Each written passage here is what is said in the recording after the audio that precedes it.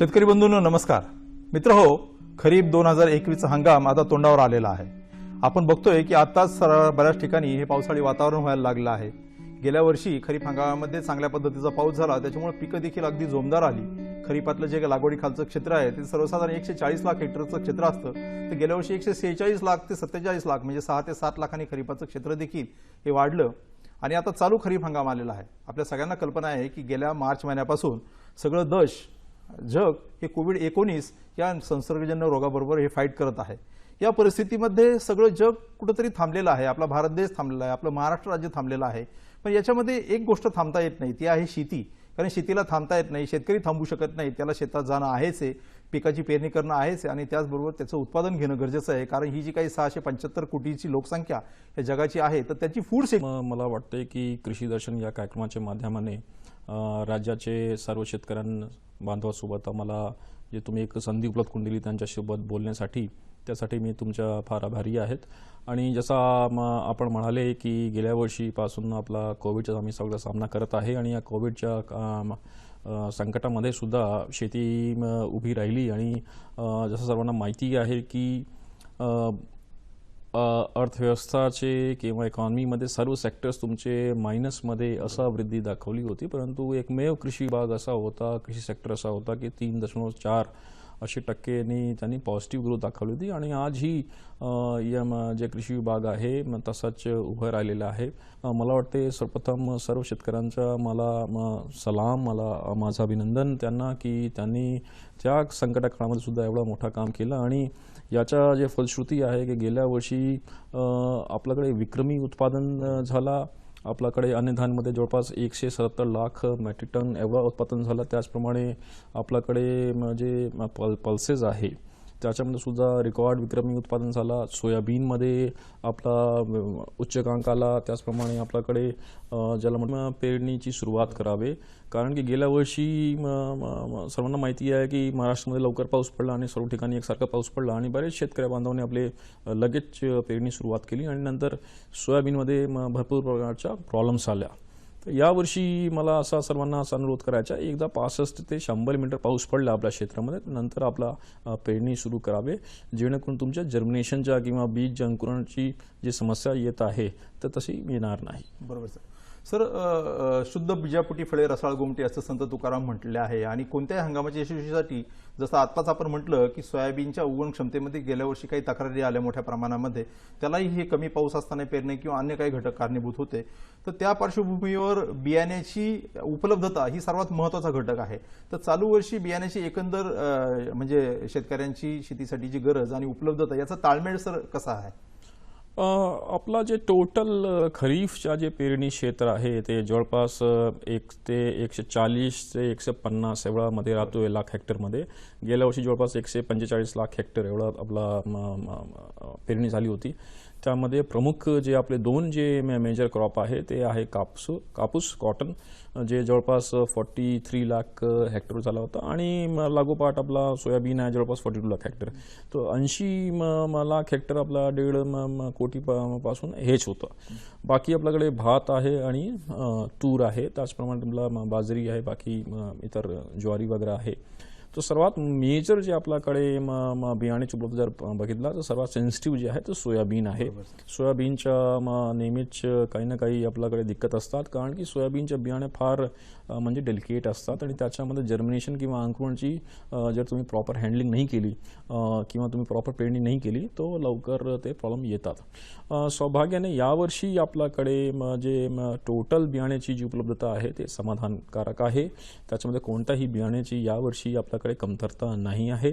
आणि सोयाबीनमध्ये जवळपास 11 लाख क्विंटल एवढा बियाणे आम्हाला आवश्यकता असते आणि त्याचा प्रॉपर आपला नियोजन झालेलं आहे.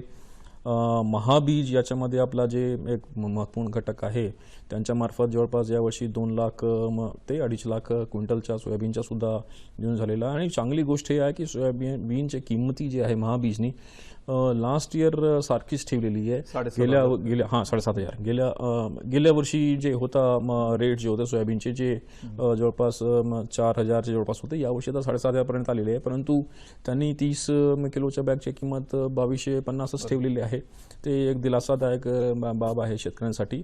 आणि कापसामध्ये BT कॉटन आपल्याकडे मॅक्सिमम आहे 98% 99% BT कॉटन आहे. त्याच्या पॅकेट जे आहे ते जवळपास जेवढा पाहिजे तेवढं आपल्याकडे आज उपलब्ध आहे. तो एकंदरीत जे आहे बियाण्याची उपलब्धता बद्दल समाधानकारक पोझिशन आहे. कोणत्याही ठिकाणी किंवा कोणत्याही पिकाच्या बद्दल बियाण्याची अशी प्रॉब्लेम नाही आहे. एकंदरीत जे बियाण्याच्या बद्दल पोझिशन आहे ते एकदम समाधानकारक आहे. बरोबर आहे सर. आपण म्हटल्याप्रमाणे जे काही सांख्यिकी सांगतं जवळपास 17.5 लाख क्विंटलची आपली डिमांड असते ना, 18 लाख पेक्षा जास्त बियाणं आपल्याकडे अवेलेबल आहे. सर याच्यात महत्त्वाचा जो मुद्दा आपण जो म्हणतोय की सोयाबीन सर 1980 साली जवळपास 0 हेक्टर हे पीक होतं मग राज्यामध्ये आणि आता ते नंबर 1चं पीक झालेलं आहे. म्हणजे कापूस आणि सोयाबीन 42-43 लाख हेक्टरच्या आसपास आहे. त्या सोयाबीनमध्ये आपण म्हटल्याप्रमाणे जो बियाण्याचा प्रॉब्लेम आहे त्याच्यावर आपल्या नेतृत्वाखालीच कृषी विभागाखाली माननीय सचिव महोदय दौरे साहेब आहेत, माननीय मंत्री महोदयांच्या नेतृत्वाखाली आपण स्वतःचं बियाणं वापरा ही मोहीम आपण यशस्वीपणे राबवली आणि चालू वर्षी जवळपास 30 लाख क्विंटल एवढं मोठ्या प्रमाणामध्ये स्वतःचं घरचं बियाणं शेतकऱ्यांनी निर्माण केलं. सर या मोहिमेविषयी कसं सांगा? बेसिकली एक बात समजली पाहिजे की सोयाबीन जे आहे एक स्ट्रेट व्हरायटी आहे आणि याच्यामध्ये बेसिकली स्वतःला याला दरवर्षी कन्वर्ट करण्याची आपल्याकडे क्षमता असते. तो जसा की तुमच्या हायब्रिड मका वगैरे आहे त्यांना 100% तुम्हाला नवीन बियाणे घेण्याची आवश्यकता आहे. नवीन बियाणे तुम्ही लोक पेरतात. सोयाबीनमध्ये तुमच्या स्वतःच्या जे बियाणे आहे तुम्हाला वापरता येते आणि वर्षानुवर्ष जेव्हा आपला सोयाबीन कंपनी नव्हते त्यावेळेस जे शेतकरी होते त्या वर्षानुवर्ष आपला जे काही सोयाबीन आहे उत्पादन त्यापैकी काही सोयाबीन आपल्याकडे जेव्हा ठेवत होते नेक्स्ट वर्षी ते काम करत होते. कालांतरामध्ये काय झालेलं आहे की आता हे सोयाबीन कंपन्या फार मोठ्या प्रमाणात अग्रेसिव्हली आल्या आणि त्यांनी आपल्या विक्रीच्या सुद्धा त्यांनी फार मार्केटिंग केल्या आणि त्याच्यामुळे काही ठिकाणी असं आम्ही बघतो की सोयाबीनमध्ये जे आपला बियाणे बदलदार आहे त्याचा शास्त्रीय पद्धतीने 33% झाला पाहिजे, 33 ते 35%. परंतु काही ठिकाणी असा आम्हाला दिसतो की 70% किंवा त्याच्यापेक्षा जास्त आहे. अर्थात की समजा तुम्हाला 1 हेक्टरीला समजा तुम्हाला 100 किलो तुम्हाला लागेल 100 ते 75 किलो तर त्याच्यामध्ये तुमच्या फक्त 33% किंवा 25 ते 30 किलो तुम्हाला पाहिजे चेंज करण्यासाठी. परंतु काय असते की आपल्याकडे शेतकरी दरवर्षी नवीन बियाणे खरेदी करतात. त्याच्यामध्ये दिक्कत काय आहे की एक तर त्यांच्या जास्त पैसे जातात आणि दुसरा याच्यामध्ये उत्पादकताची सुद्धा शाश्वती नाही आहे.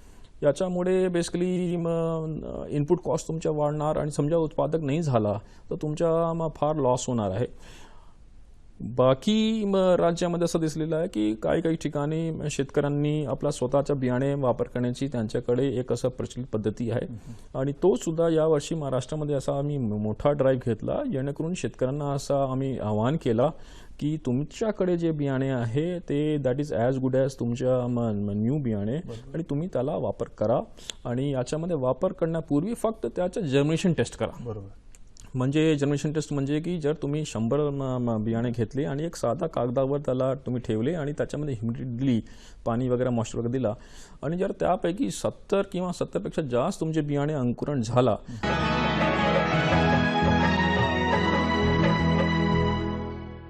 एकंदर खताची सर स्थिती कशी राहील? म्हणजे शेतकऱ्याला ती एक त्याच्या मनामध्ये धाकधूक असते की खत मला मिळेल की नाही वेळेवर, त्याचा साठा करून ठेवू की किंवा कसं? आपल्याकडे जेवढा खत पाहिजे त्याच्या प्रमाणे मुबलक साठा उपलब्ध आहे. टोटल आपला यावर्षीच्या जवळपास 45 लाख मेट्रिक टन असा लोकेशन आहे आणि गेल्या वर्षी सुद्धा आपल्याकडे जवळपास 20 लाख मेट्रिक टन आहे. टोटल एकंदरीत आपल्याकडे 61 लाख साठा आपल्याकडे उपलब्ध आहे जे आपल्यासाठी पर्याप्त आहे. त्याच्यामध्ये खताच्या यावर्षी मला असं वाटत नाही की कुठल्याही प्रकारच्या प्रॉब्लेम आली पाहिजे. फक्त एवढंच होऊ शकतोय की यावर्षी केंद्र शासनाने खताच्या बद्दल काही गाईडलाईन्स जारी केलेले आहे की शेतकऱ्यांना ई-पॉस मशीनवर तुमच्या खत उपलब्ध होणार आहे. तो त्याप्रमाणे आम्ही सर्व जे कृषी सेवा केंद्र आहे त्यांना सुद्धा माहिती दिलेली आहे. कुठल्याही प्रकारच्या शेतकऱ्यांना आपला त्रास होणार नाही अशी प्रकारची आपली भूमिका आहे आणि त्याप्रमाणे आपल्या सर्व नियोजन झालेले आहेत. सर कृषी विभागाचं जे सगळ्यात महत्त्वाचं काम आहे आता खतं आणि बियाण्याची उपलब्धता तर भरपूर आहे परंतु त्याचा काळा बाजार होऊ नये, शेतकऱ्याची लूट होऊ नये, जास्त भावाने ती विक्री होऊ नये किंवा त्याचा दर्जा गुणवत्ता जी आहे तर ती तपासली जावी वेळच्या वेळी आणि त्याचं दर्जात्मक हे इनपुट किंवा निविष्ठ आपण ज्याला म्हणतो ते शेतकऱ्यापर्यंत जाण्याच्या दृष्टिकोनातून आपली क्वालिटी कंट्रोलची काय यंत्रणा अस्तित्वात आहे? गेल्या वर्षी सुद्धा अशा प्रकारचा मी ड्राईव्ह राबविला आणि त्याच्यामध्ये बेसिकली गव्हर्नमेंट ऑफ इंडियाचे सुद्धा असं डायरेक्शन्स होते की युरियाच्या बेसिकली जर समजा असा कालाबाजारी होत असेल तर तुम्ही ॲक्शन घ्या. तर त्याप्रमाणे प्रत्येक जिल्ह्यामध्ये प्रत्येक महिना आम्ही जे टॉप 20 युरिया खरेदी करणारे होते त्यांच्या आम्ही तपासणी केली आणि याच्यामध्ये कुठेही आम्हाला प्रॉब्लेम दिसली आम्ही ॲक्शन घेतला. गेल्या वर्षी जवळपास आम्ही 700 ते 800 असं दुकानावर यात लायसन्स बंद केले किंवा त्यांना आम्ही निलंबित करून टाकला किंवा त्यांना सस्पेंड चे पुढे जाऊन त्यांना टर्मिनेट सुद्धा केला. त्याचप्रमाणे यावर्षी सुद्धा आपल्याकडे खतांच्या बद्दल आणि बियाण्याच्या बद्दल आपला जे डायरेक्शन्स आहे निर्देश आम्ही सर्व जिल्हा कृषी अधीक्षकांना दिलेले आहेत. त्याचप्रमाणे आपल्याकडे जवळपास 1100 असे इन्स्पेक्टर्स आहे त्यांना सुद्धा दिलेला आहे. त्याचप्रमाणे प्रत्येक जिल्ह्यामध्ये आम्ही असं सूचना दिली की आपला कडे एक विजिलन्स एक कंट्रोल रूम तुम्ही स्थापित करा आणि ते कंट्रोल रूमचे नंबर सर्व शेतकऱ्यांना द्या. प्रत्येक तालुक्यामध्ये सुद्धा कंट्रोल रूम स्थापित करा जेणेकरून शेतकऱ्यांना समजा असं काही प्रॉब्लेम आली तुम्हाला तातडीने त्याच्यावर संपर्क करता आला पाहिजे. आणि राज्य स्तरावर सुद्धा आम्ही एक कंट्रोल रूम स्थापित केलेला आहे ज्याचा नंबर जर मी बोलतोय 8446117500 तर 84 46 11 75 00. यासाठी जसं आपण सांगितलं की एकतर आपल्याकडे स्टँडर्ड पॅकेज ऑफ प्रॅक्टिसेस आहे जे विद्यापीठाने डेव्हलप केलेलं आहे त्याला शेतकऱ्यापर्यंत पोहोचला पाहिजे यासाठी आम्ही उपाययोजना केलेली आहे. आता सोलापूरमध्ये मला जिल्हा कृषी अधीक्षक सांगितलं की असे प्रकारचे जे सर्व प्रॅक्टिसेस आहे त्यांनी एक QR कोडमध्ये त्यांनी हे केलं आणि ते QR कोड जे आहे पेपरवर प्रिंट करून त्यांनी प्रत्येक ग्रामपंचायतीमध्ये त्यांनी लावलेला आहे. आता आपल्याकडे जे युवा शेतकरी आहे प्रत्येक जणांकडे स्मार्टफोन आता हळूहळू येत आहे. तुम्हाला फक्त त्याला स्कॅन करायचा आहे आणि त्याच्यामध्ये सर्व डिटेल्स तुमच्याकडे आपोआप येऊन जाणार आहे. दुसरा चांगला आम्ही कार्यक्रम घेतला यूट्यूब.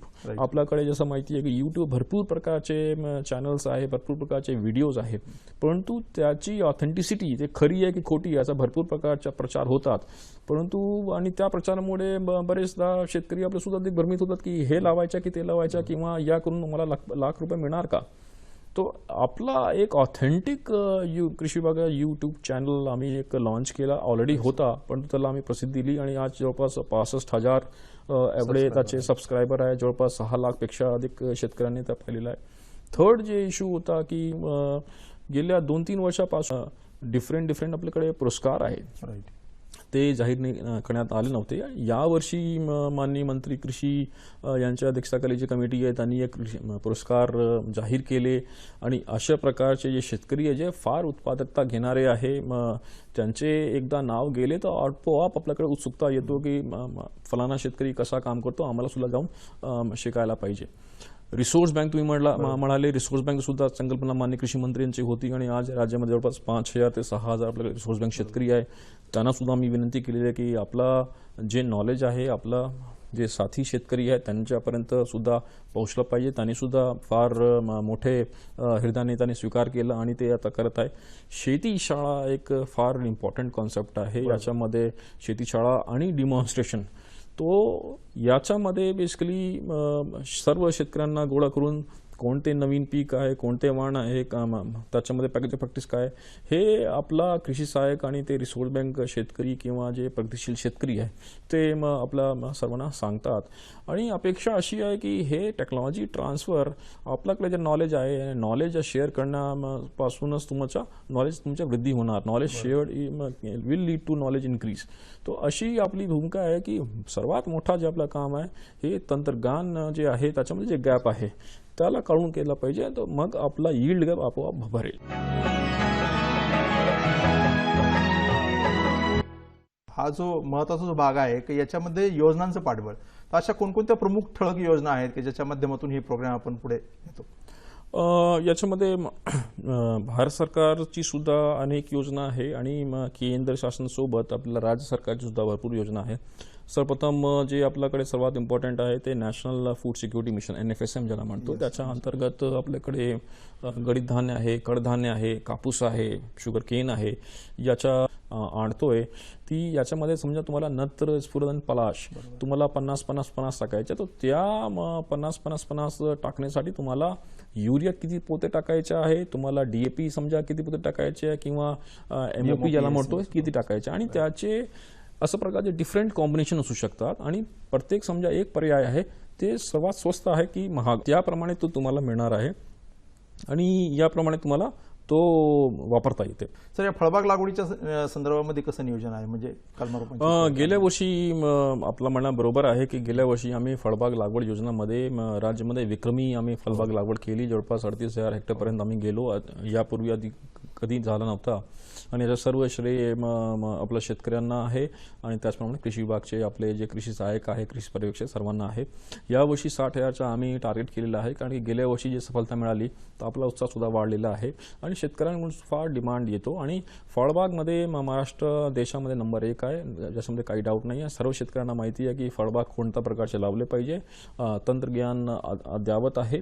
तर मला वाटते शेतकऱ्यांचा हे पहिली पसंत फळबाग आहे. आणि जसं असं आपल्याकडे ठिबक सिंचनची योजना येतो, जसं जसं आपल्याकडे पाणीच्या उपलब्ध होतोय, त्याप्रमाणे जास्तीत जास्त शेतकरी आता थोडा थोडा करून आपला फळबागकडे जात आहे. आणि MIGS मार्फत फळबाग लागवड एक फार चांगली योजना आहे. सर्व शेतकरी बंधूंना माझा अनुरोध आहे की त्यांनी या योजनेचा लाभ घ्यावे.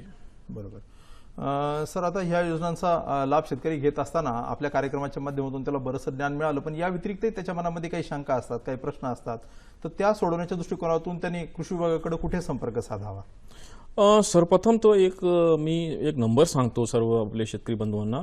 ते नंबरवर जर तुम्ही सेव्ह केला आणि ते व्हॉट्सअप नंबर आहे आणि त्या व्हॉट्सअप नंबरवर जर तुम्ही सेव्ह करून व्हॉट्सअप उघडला आणि त्या नंबरवर तुम्ही हॅलो टाकला, तर तुमच्या सर्व प्रकारची योजना आहे तुमच्याकडे येणार आहे.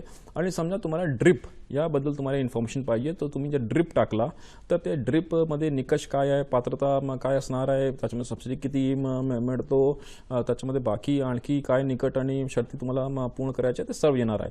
तो कृपया करून ते नंबर पहिले आपण नोट करा. नंबर आहे 8010550870, म्हणजे 8010550870. हे नंबर तुम्ही एकदा सेव्ह करून टाका. दुसरा सर्वात महत्त्वपूर्ण जे आहे, आपल्याकडे जे कृषी विभागाची वेबसाईट आहे त्याच्यावर तुम्हाला जाऊन ते माहिती मिळवता येते. बाकी जे आपल्याकडे इन्फॉर्मेशन तुम्हाला पाहिजे तर आपल्याकडे यूट्यूबचे असं सांगितलं अधिकृत चॅनल आहे. यूट्यूबवर जाऊन तुम्ही जर कृषी विभाग महाराष्ट्र शासन जर सर्च केला तर तुम्हाला आपला यूट्यूब तुम्हाला मिळू शकणार आहे. योजनाबद्दल जर तुम्हाला माहिती आहे तर आपल्याकडे तालुका कृषी अधिकारीचे ऑफिस आहे, मंडल कृषी अधिकारीचे ऑफिस आहे, कृषी पर्यवेक्षक आणि कृषी सहाय्यक सुद्धा आपल्याकडे उपलब्ध आहे. तर शेतकरी मासिक एक आपल्याकडे एक चांगली मॅगझिन आहे, ते फार जुनी मॅगझिन आहे जवळपास, आणि यावर्षी सुद्धा त्याच्यामध्ये आम्ही इम्प्रूव्हमेंट करण्याचा प्रयत्न केलेला आहे. आणि हे मॅगझिन जवळपास 60-70 हजार आपले सबस्क्रायबर आहे आणि त्याच सोबत बाकी लोक सुद्धा आम्ही ऑनलाईन अवेलेबल करून दिलेलं आहे. तर ते सुद्धा एक माहितीचा फार चांगला ऑथेंटिक स्रोत आहेत. Right sir. याचबरोबर मला वाटतं की सर आपल्या कृषी विभागाचा टोल फ्री नंबर पण आहे 1800-233-4000. हा जवळपास गेल्या 10 वर्षापासूनचा टोल फ्री बऱ्याच लोकांना तो माहितीही आहे.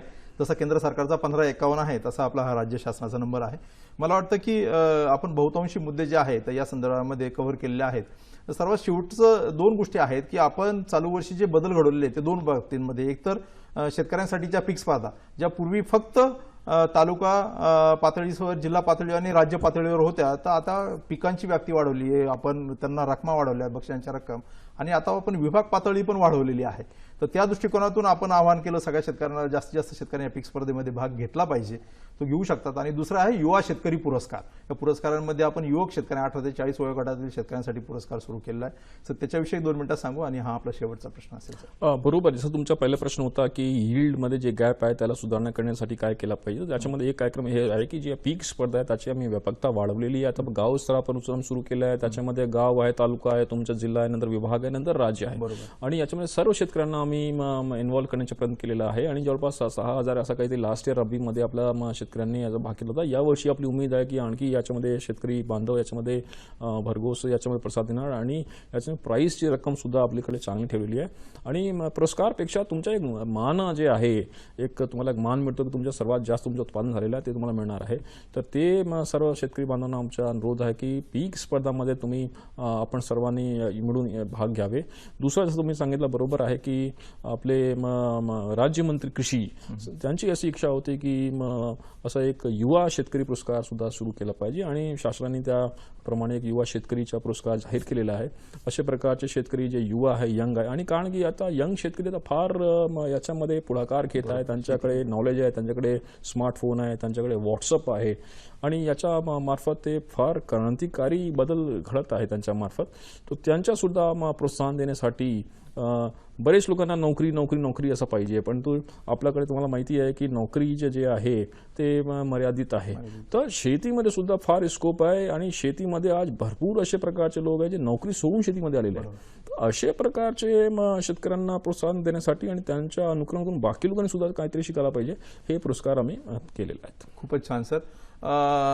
दर्शक बंधूंनो आणि भगिनींनो, आताच आपण हे जे आहे ते खरीप हंगाम 2021च्या दृष्टिकोनातून राज्य शासनाच्या कृषी विभागाचं माननीय मुख्यमंत्री महोदय, माननीय कृषी मंत्री महोदय, राज्यमंत्री महोदय, माननीय प्रधान सचिव कृषी तसेच माननीय आयुक्त कृषी यांच्या मार्गदर्शनाखाली संपूर्ण यंत्रणा जी आहे ती राज्यामध्ये कार्यरत आहे. प्रत्येक जिल्ह्याच्या पालकमंत्री महोदयांनी नियोजनाच्या बैठका घेतलेल्या आहेत आणि खताची, बियाण्याची आपली अवेलेबिलिटी जी आहे ती पुष्कळ प्रमाणामध्ये आहे. त्याच्या गुणनियंत्रणाच्या उपाययोजना ज्या आहेत त्या कसून हे केलेल्या आहेत. कृषी विभाग अत्यंत सक्षमतेने काम करतोय आणि निश्चितच शेतकऱ्यांना देखील हा हंगाम चांगल्या पद्धतीने जावा या दृष्टिकोनातून आपण सगळ्यांना या ठिकाणी माननीय कृषी आयुक्त महोदयांनी शुभेच्छा दिलेल्या आहेत.